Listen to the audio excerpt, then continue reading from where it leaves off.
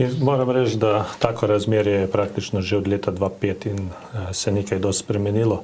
Konec koncem 2005 leta, ko sem jaz prišel v občinski svet, je stranka SDS imela samo 6 svetnikov, pa še takrat eden od njih je bil izstopil, je deloval proti nam, tako da smo z 5 svetniki in smo zelo dober mandat končali.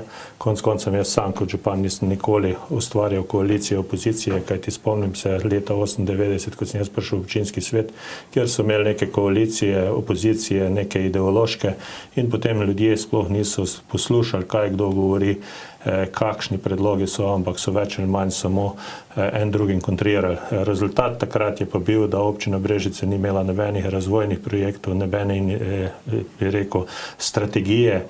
Na letni ravni smo imeli investicij za 1,5 milijona evrov, kar pomeni, da letos, oziroma če se spomnim, takrat eno šolo v Pišecah manjšo so delali 3 leta, zdaj recimo smo samo 2 vrtca naredili v enem letu.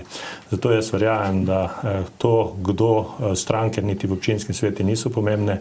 V občinskem svetu se pogovarjamo neposredno z svetniki.